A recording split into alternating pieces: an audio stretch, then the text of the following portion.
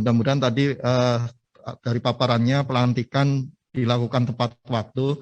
Ini menunjukkan bahwa instansi mempunyai komitmen dan mudah-mudahan ini menjadi langkah awal dalam pelaksanaan program reformasi birokrasi. Dan yang terpenting harus move on ya Pak, jabatan yang telah disetarakan menjadi jabatan fungsional, mekanisme kerjanya atau mindset-nya harus berubah. Banyak di antara kita yang mungkin seringkali mendisposisi gitu ya Pak. Nah ini barangkali mindset-nya harus berubah sehingga bisa menyesuaikan dengan mekanisme dan pola kerja yang baru. Kemudian tadi dari aspek kebijakan, aspek keuangan juga sudah untuk PPTK, KPA dan sebagainya bisa diduduki oleh jabatan fungsional. Baik Bapak Ibu semua, terima kasih Pak CK, Pak Aba. Ini waktunya kita berdiskusi Pak. Ini mungkin momen yang ditunggu-tunggu oleh para peserta rakor ini. Namun sebelum kita pilih audiens yang telah present, dapat kami informasikan bahwa melalui link Zoom ini telah hadir 677 partisipan Pak CK dan Pak Aba. Kemudian di dalam YouTube kami ada sekitar kurang lebih 750 audiens yang mengikuti rakor ini. Kemudian kami membuka pertanyaan melalui Slido, ada beberapa yang sama, kemudian kita coba gabung, kurang lebihnya nanti akan kami sampaikan pertanyaan-pertanyaan yang melalui Slido sebelum nanti teman-teman ini bisa melakukan pertanyaan secara langsung.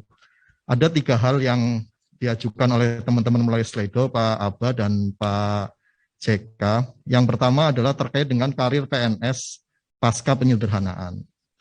Sebagaimana kita ketahui kan pola perpindahan bisa vertikal, horizontal, dan diagonal. Mungkin untuk yang vertikal mereka bisa alih jenjang atau naik jenjang ke tingkat lebih tinggi. Kemudian horizontal dan diagonal, tadi sudah disampaikan juga oleh Pak Aba, bisa berpindah dari jabatan fungsional ke dalam jabatan struktural. Nah pertanyaannya terkait dengan horizontal ini Pak, apakah teman-teman yang disetarakan ini ke dalam jabatan fungsional ini bisa beralih ke dalam jabatan fungsional lain, Pak.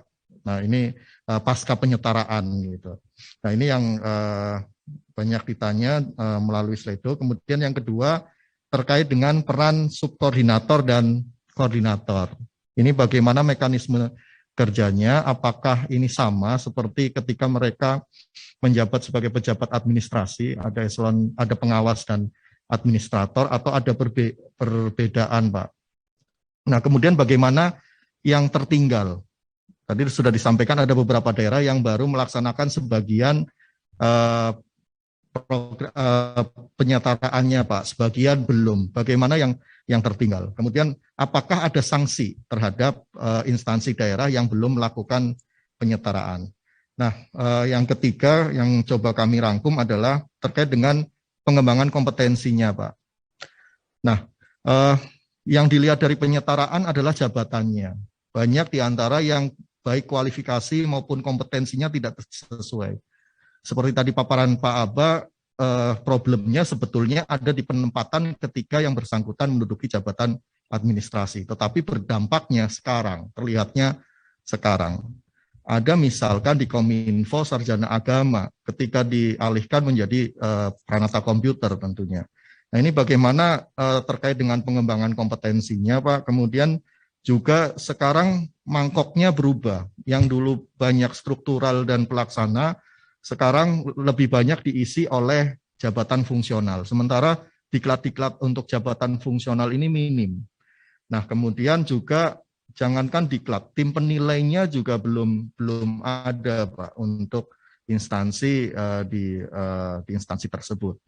Nah, ini bagaimana strateginya, kemudian tanggapan Pak Aba dan Pak CK terhadap beberapa hal, pertanyaan yang kami rangkum dari Slido yang pertanyaan yang telah masuk ke dalam Slido. Mungkin kesempatan pertama kami berikan ke Pak Aba untuk menanggapi beberapa pertanyaan yang ada melalui slide itu. Oke, makasih Mas Udo. Jadi saya kira tadi beberapa hal sudah terjawab ya oleh Pak CK, karena Pak CK itu beliau sudah mengumpulkan beberapa permasalahan yang muncul di daerah. Kemudian yang terkait tadi dengan teman-teman yang memang saat ini mungkin ada jabatan yang tidak sesuai, posisi koordinator dan sebagainya. Jadi yang pertama, bahwa di dalam Permenpan 22 itu memungkinkan adanya perpindahan antar JF.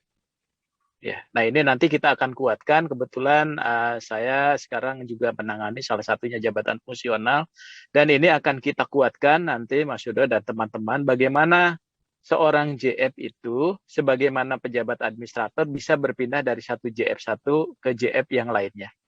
Karena kalau orang sudah terkunci misalnya di jabatan itu, ya dia susah tuh untuk berpindah unit kerja gitu ya. Nah oleh sebab itu kok dulu nggak bisa, ya sekarang harus bisa. Nah, tinggal nanti bagaimana ketika seseorang berpindah dari satu jabatan ke jabatan yang lain, tapi dia akan mendapatkan jenjang jabatan yang sama dan angka kredit yang dia bawa ke dalam jabatan itu. Itu yang pertama. Tapi dia setidaknya jabatan yang perpindahan itu ya masih satu rumpun dengan kompetensinya. Jadi tidak terlalu jauh antara proses tadi perpindahan seseorang dalam jabatan. Wah, jadi nggak tabu lagi seseorang JF, dia pindah ke JF yang lain. Nah, kalau kita bandingkan misalnya teman-teman di fungsional misalnya ya, di struktural, saya misalnya tadinya misalnya saya jabatannya itu di Kabag Kepegawaian, lalu saya ke Kabag Keuangan dan sebagainya, itu kan hal yang biasa ya. Bisa. Struktural kita jadi sulit, tapi sekarang ini polanya sudah berbeda. Nah, oleh sebab itu nggak bisa lagi kita menyamakan dengan pola yang sama. Jadi kita akan perluas. Dan bahkan Pak Deputi ingin proses pelaksanaan tugas jabatan fungsional ini nanti akan lebih luas. Ya, akan lebih luas. Sehingga kita tidak lagi terbelenggu oleh angka kredit dan butir kegiatan. Ya, tapi lebih kepada kompetensi dan kinerja serta ekspektasi dari atasannya. Kemudian yang kedua, teman-teman yang koordinator subkoordinator, ada yang menarik tadi yang disampaikan oleh Pak Kepala. Yang melekat itu tadi karena kompetensinya, karena tanggung jawabnya. Dan dia bukan merupakan jabatan gitu ya. Dia itu merupakan peran yang diberikan. Jadi kalau ada juga yang bertanya ke saya, Pak Bak, kami nggak ada madya, kemudian ada yang muda, boleh nggak ya jadi koordinator? Ya boleh saja, karena dia karena kompetensi yang bersangkutan itu, dia bisa melaksanakan fungsi fungsi koordinasi. Namun demikian bagi teman-teman eselon 3 yang dialihkan kemarin itu, maka seyogianya dia kita jadikan dulu koordinator. Karena tadi yang saya sampaikan Pak Direktur, Pak CK, karena tanggung jawab dan fungsinya itu masih sama tadi.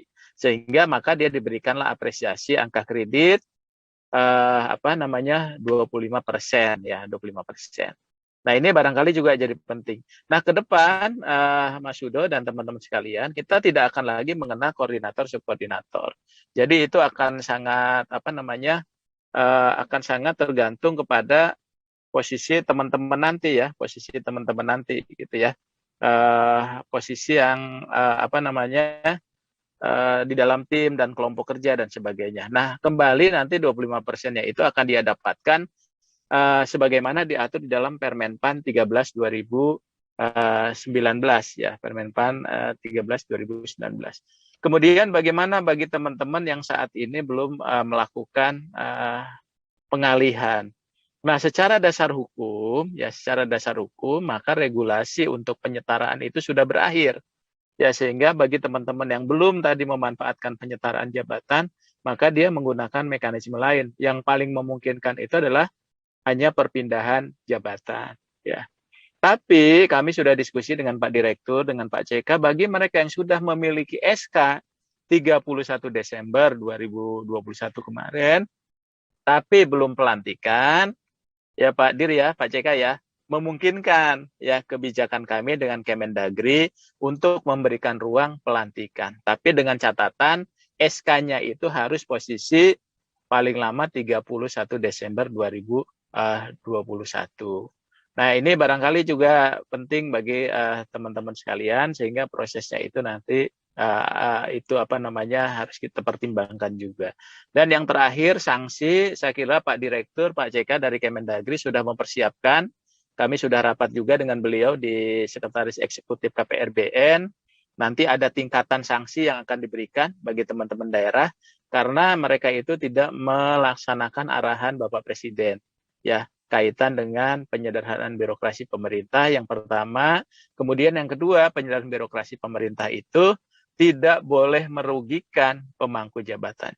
Tidak boleh merugikan pemangku jabatan itu salah satunya mereka itu harus dialihkan ke dalam jabatan-jabatan fungsional supaya dia memiliki karir yang setara, ya, memiliki karir yang setara.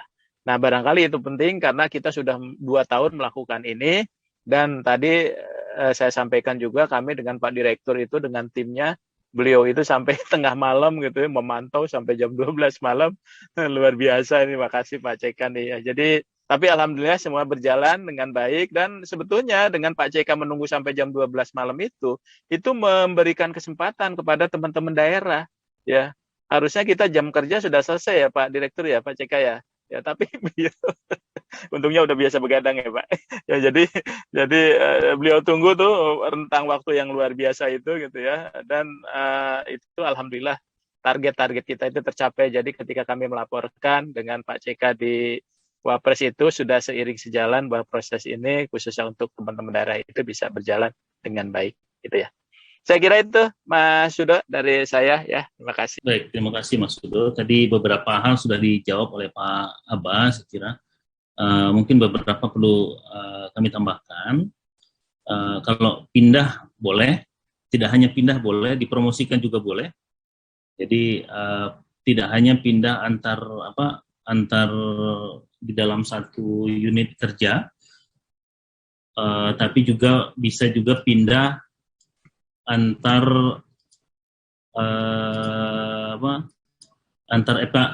saya share biar kita ini ya Pak Sudo ya. Jadi pindahnya itu tidak hanya dimungkinkan di Permenpan 22, tidak hanya pindah di dalam satu unit kerja saja, pindah antar unit kerja pun bisa, pindah antar jabatan fungsional juga sudah tadi sampaikan juga bisa melalui Permenpan 22 tahun 2021. Terus bagaimana peran koordinator maupun subkoordinator? Tadi sudah juga saya sampaikan, koordinator subkoordinator itu bukanlah atasan dari para jabatan fungsional yang lain, hanya mengkoordinir saja. Dialah yang paling bertanggung jawab atas pekerjaan itu. Terus kemudian yang paling penting ini adalah jabatan sifatnya lokal dan sifatnya sementara, jadi tidak harus juga SK Bupati, tidak harus juga ya, siapapun bisa termasuk kepala OPD pun bisa mengeluarkan siapa yang koordinator, dan tidak ada penghasilan tambahan sebenarnya menjadi seorang koordinator maupun subkoordinator, dan karena jabatannya sifatnya sementara hanya untuk sampai dengan masa transisi selesai. Terus kemudian bagaimana pengembangan kompetensinya sementara diklat fungsional masih sangat minim. Dari sisi peningkatan kompetensinya kita juga sudah berdiskusikan dengan Pak Aba desain learning untuk ASN ke depan, karena based on PP 11 tahun 2017 disampaikan bahwasannya ASN itu kan minimum punya 20 JP per PNS per tahun. Nah, itu akan ditransfer melalui ASN-nya masing-masing. Tapi nanti kebijakannya akan dikeluarkan ke depan, mekanisme proses kediklatannya akan diserahkan kepada ASN sendiri memilih diklatnya apa, hanya diberikan semacam kuota yang kemudian dia memilih sendiri diklatnya di mana dan diklatnya jenjang apa. Jadi mungkin akan lebih fleksibel Mas Sudo untuk terkait dengan pengembangan kompetensinya. Jadi kalau kita lihat skema diklat seperti sekarang ya nggak akan match dengan kebutuhan existing jabatan fungsional yang ada. Sementara rata-rata diklat yang ada saat ini kebanyakan diklat untuk jabatan struktural.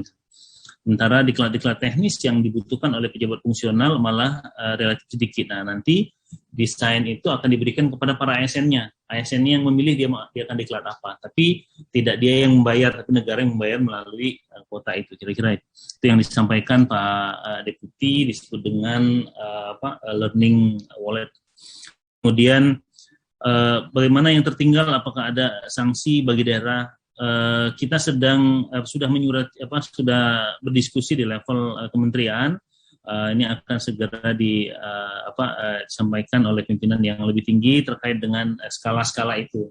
Yang masuk kategori 1, kenapa kami kategorisasikan, kenapa juga kami klaster, karena untuk memberikan apresiasi bagi daerah yang sudah masuk kategori 1 dan klaster 1, juga memberikan sanksi bagi daerah yang masuk kategori 4 dan klaster 5.